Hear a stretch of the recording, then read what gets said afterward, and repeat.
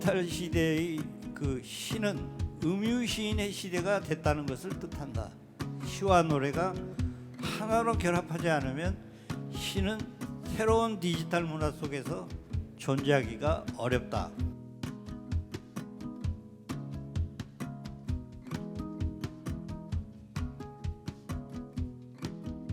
시를 공부하겠다는 저는 시란 무엇인가 하는 문제를 거의 평생 동안 생각을 해왔다 해도 과언이 아닙니다. 그 유일무이한 인간이 보고 듣고 느끼고 경험한 것을 표현한 것이 시다, 이렇게 생각합니다.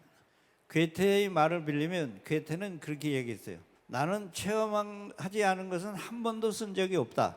그러나 체험 그대로 쓴 것도 한 번도 없다. 시인의 창조성이라는 것은 어떤 체험이 바닥에 있을지 모르지만 거기에 플러스 알파를 가해서 새로운 것을 만들어내는 거죠. 계속 반복되는 것은 사람입니다.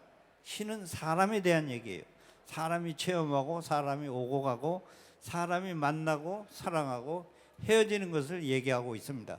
그렇다면 시인은 누구냐? 특별한 사람들이 아니에요. 사실은 시인은 여기서 뭐라고 얘기하고 있냐면 세월의 길목을 지키면서 노래하는 사람이다. 어떤 의미에서 역사를 증언하는 사람들이기도 하죠. 시를 통해서.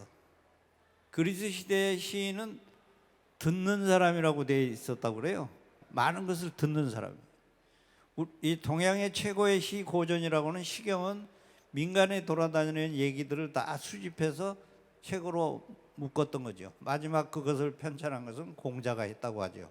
시인은 남의 얘기를 듣는 사람입니다.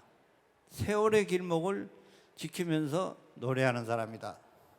그리고 시가 다루는 것은 사랑과 이별과 죽음, 많이 알고 계시죠? 생로병사의 모든 것을 다루는 것이다, 이렇게 얘기할 수 있습니다.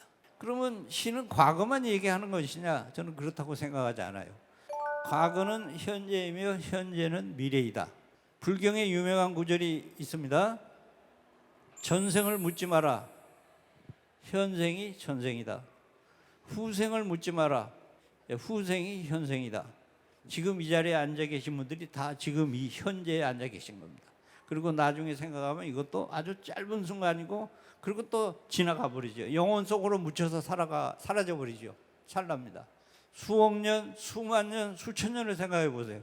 우리가 살고 있는 시간은 짧은 시간입니다. 시는 하나의 그 체험이다, 이런 얘기를 말씀드리고 싶고, 그 체험의 가장 근원에 닿으려고 하는 거다. 여러분들 다 체험을 갖고 계실 겁니다. 어린 시절부터 지금까지 살아오시면서 경험한 많은 것들, 그것을 잊어버리고 지나가고 자기의 생도 덧없이 지나갈 수 있어요. 동양의 말에 살아 100년의 육신을 보존하기 어렵고 죽어서 100년의 무덤을 보존하기 어렵다. 그것을 할 수 있는 것은 시를 통해서, 문학을 통해서 재생하면서 그것이 늘 되풀이돼서 살아 있을 수 있도록 하는 것이 시이고 자기의 생을 보람있게 하는 것이다, 이렇게 생각합니다. 오늘 제가 가지고 있는 기본적인 컨셉은 빛입니다. 이 시의 언어가 빛의 언어가 되고, 그 빛을 통해서 우리가 어떤 것을 찾아가야 될지를 생각해보고, 현대 시와 시의 미래, 여기서 제가 생각하는 것은 시의 미래는 노래와 결합하지 않으면 안 된다. 1990년대부터 저는 그런 얘기를 해왔어요. 디지털 시대의 그 시는 음유시인의 시대가 됐다는 것을 뜻한다.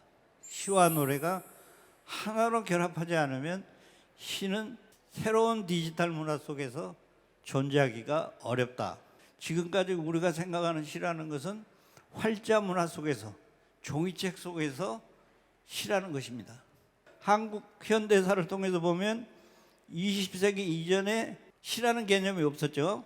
물론 중국으로부터 온 것은 있었지만은 노래, 시가, 시조도 당시 시조창으로 불려지고 있었어요. 그래서 20세기에 들어오면서 시와 노래가 분리됐죠. 저기 있는 많은 시집들이 바로 우리가 시라고 하는 물건들이 저쪽에 들어있어요. 근데 저 종이책 속에 들어있는 한, 사람들이 저 책을 사서 펼쳐서 읽지 않는 한 그 시가 우리 가슴 속에 들어오지 않습니다. 우리가 나날이 접하는 것은 스마트폰이고 인터넷이고 그런 것을 통해서 시를 접하고 느끼고 가수들의 노래를 통해서 시가 생명을 전파하는 겁니다. 제가 이제 마지막으로 읽으려고 하는 시는 경이로운 빛의 인간인데 읽어보겠습니다. 경이로운 빛의 인간. 석가의 위대한 깨달음은 말씀을 기록한 경전에서 나온 것이 아니다. 윤회의 사슬을 벗기고 벗겨 생명의 씨가 번개의 숨결처럼 스쳐간 긍국의 빛을 영혼에서 발견하고 멸하지 않는 생명을 스스로 깨달은 것이다. 빛이었고 어둠이었고 광이었던 그 깨달음은 생명의 빛이 잠시 머무는 순간 태어나고 사라진다는 것이다. 육신이 찢기고 거듭 죽었다가 태어나 생명의 근원을 발견한 석가가 도달한 긍국의 빛은 경전에 기록될 수 없는 찰나이다. 생명의 빛이 사라지면 경전은 폐지로 전락하고 말지만 구국의 빛을 체험한 인간 석가는 그 생명의 광의를 밝히고 경이로운 빛의 인간으로 살아있는 것이다. 이 경이로운 빛이라는 게 영원한 생명입니다.